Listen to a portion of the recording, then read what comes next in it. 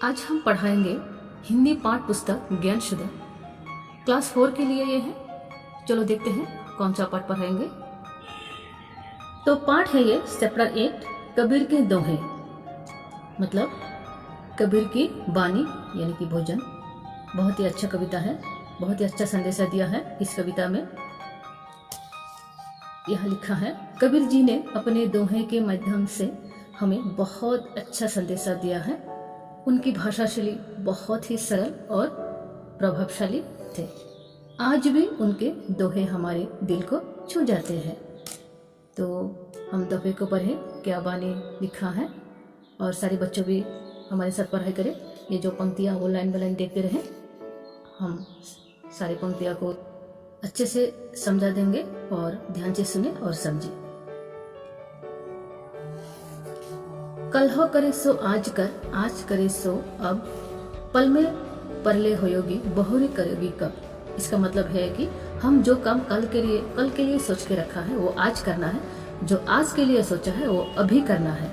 वरना पल में परले मतलब विपत्ति या कोई मुसीबत, पल में परले होयोगी बहुरी करोगी कब, वरना ऐसा विपत्ति आ जाएगा तो ये काम अधूरा ही रह जाएगा। जब हम समय पर काम नहीं कर पाएंगे तो मुसीबत हमारा ही होगी, तो हम ही मुसीबत में पड़ सकते हैं, समस्या हमारा ही होगी। तो इसका मतलब है नहीं। नेक्स्ट दो फिर हम देखें, ऐसी बानी बोलिए मन का आपा खोए, ऐसी बानी बोलिए मन का आपा खोए, और उनको शीतल करे आप हो शीतल होए। इस दोहे का मतलब है कि हम हमेशा अच्छी बात बोलना चाहिए, हम मीठी बात बोलना चाहिए। ऐसी मीठी बात बोलने से हमारा मन में जो अहंकार है, आपा का मतलब अहंकार है, वो खो सकते हैं, वो खो जाएगा।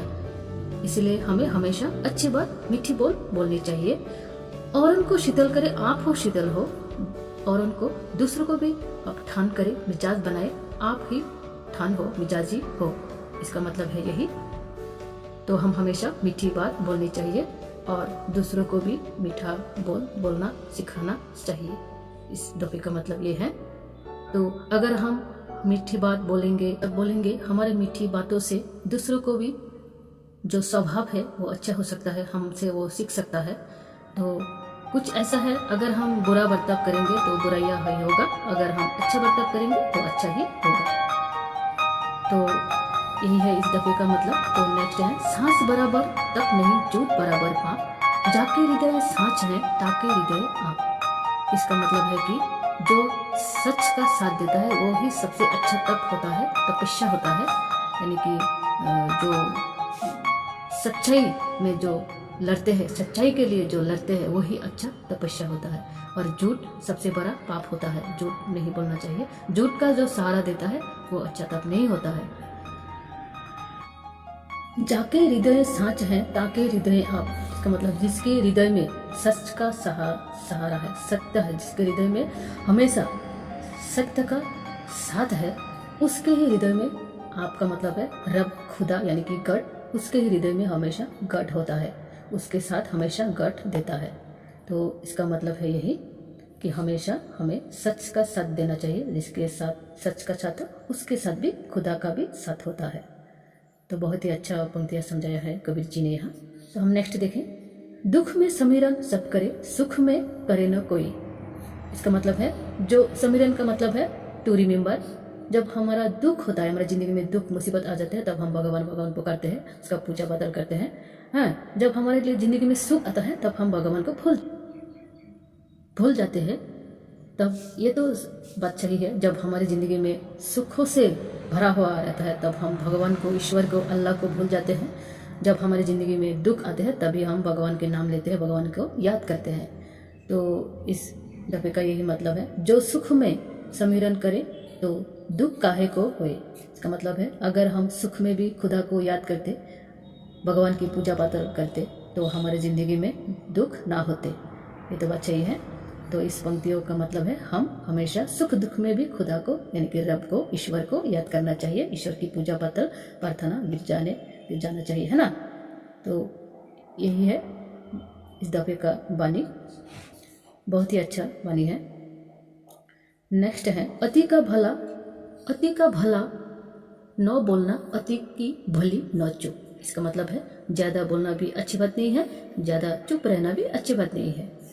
अति का भला न बरसना, अति की भली न धूप। इसका मतलब है ज़्यादा बारिश होना भी अच्छी नहीं है, नुकसान होता है देश में, समाज में। ज़्यादा बारिश होने से अति की धूप भी नुकसान होती है, बुराइयाँ होती है, हम बाहर नहीं निकल पाते। इसका मतलब है ज़्यादा बोलना भी बुरी आदत है, ज़्यादा चुप रहना भी बुरी आदत है। ज़्यादा बारिश होना भी अच्छा नहीं है, ज़्यादा धूप होना भी अच्छा नहीं है। नेक्स्ट दोहे का हम देखें। गुरु गोविंद दो खड़े, काके लागू पाए, बलिहारी गुरु अपनी गोविंद दियो बताए। इसका मतलब है गुरु गोविंद दोनों को हम एक जगह पर खड़ा कर दे तो हम किसको चुनेंगे? गुरु को चुनेंगे, क्योंकि गुरु हमारे लिए बलिहारी है। गुरु हमारे जिंदगी में अच्छा बुरा रास्ता दिखाते हैं। गुरु हमेशा हमें अच्छा सही रास्ता दिखाता है, शिक्षा देती है। जैसे कि हम माँ बाप से, बुजुर्गों से अच्छा बुरा रास्ता दिखते हैं, वैसे ही गुरु हमारे लिए अच्छी शिक्षा देती है, नॉलेज देती है। तो यहाँ हम गुरु को चुनेंगे, बाद में गोविंदा।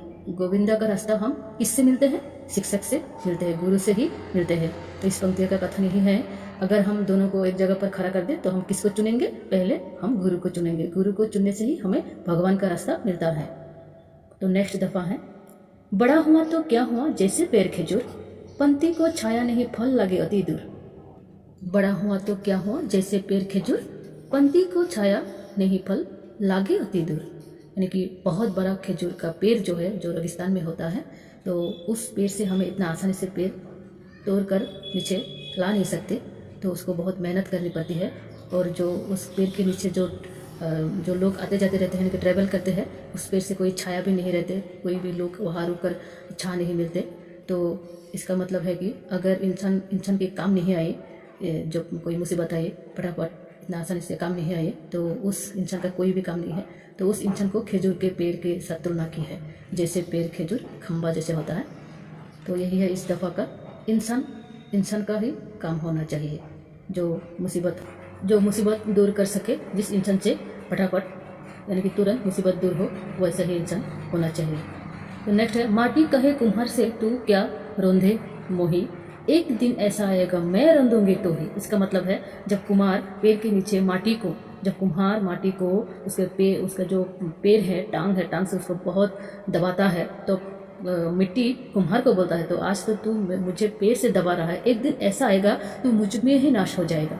क्योंकि इंसान मरने के बाद तो मिट्टी के अंदर जाता है, दफनाता है मिट्टी के अंदर, तो मिट्टी बोलता है कुम्हार को, तो एक दिन ऐसा आएगा, आज तू मुझे रोंद रहा है, तू मुझे दबा रहा है, तो एक दिन ऐसा आएगा मैं तुझे दफनाऊंगा, है ना। तो यही है इस दफे का मतलब।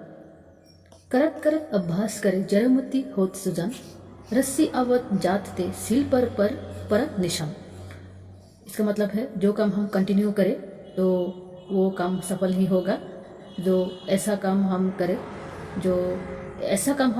करते करते को मुर्दे को भी हम जिंदा कर सकते हैं। तो कंटिन्यू करने से इसका मतलब यह है कि हम जो काम हमेशा करते रहे वो सक्सेसफुल होगी ही होगी।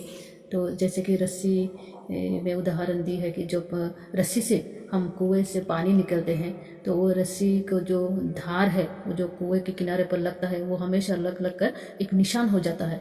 तो रस्सी से नहीं टूटती, एक सिंपल सा रस्सी नहीं टूटती, जो कुएं के किनारा जो है उसमें एक निशान हो जाता है। तो वैसे ही बताया है कि अगर वो सिंपल रस्सी हमेशा कुएं से पानी नहीं निकलते हैं, तो उस सिंपल रस्सी से कुएं के किनारा भी एक शील जैसा हो जाता है। जहाँ जहाँ रस्सी लगा था वहाँ रस्सी की ही शील लग जाते हैं। तो ये है कबीर के दोहे। सारी पंक्तियाँ हमने अच्छे से समझा दिया। आई होप कि सारे बच्चों को समझ में आ गया है, वो घर पे अच्छे से पढ़ाई करें और पंक्तियाँ भी समझे। तो हम नेक्स्ट वीडियो में हम दूसरा पार्ट लेके आएंगे, क्वेश्चन आंसर डिस्कस करेंगे। तो यहाँ जो हमें शिक्षा मिली है इस कबीर के दोहे से, तो हम मनुष्य जीवन में कैसा होना चाहिए, मनुष्य का जो रास्ता, कैसा रास्ता चुनना चाहिए, वही इसमें समझाया गया है। जो हम इंसान का काम नहीं हो तो इस इंसान का कोई फ़ायदा नहीं, इंसान बनकर जीना कोई फ़ायदा नहीं, वही हमने इस कविता से शिक्षा मिली है। तो यह है आज का पार्ट, कबीर के दोहे हमने समझा दिया है। और एक बार जो अभी भी इस चैनल को सब्सक्राइब नहीं किया है, सब्सक्राइब कर लीजिए, ताकि हमने जो वीडियो बनाते हैं, ऑनलाइन क्लास जो कराते हैं, आप लोगों को जल्द ही मिल जाए। तो हम नेक्स्ट क्वेश्चन आंसर लेके आएंगे, नेक्स्ट वीडियो पे क्वेश्चन आंसर डिस्कस करेंगे। तो आज की वीडियो हम यही समाप्त करते हैं। Thanks for watching. Stay home, safe home.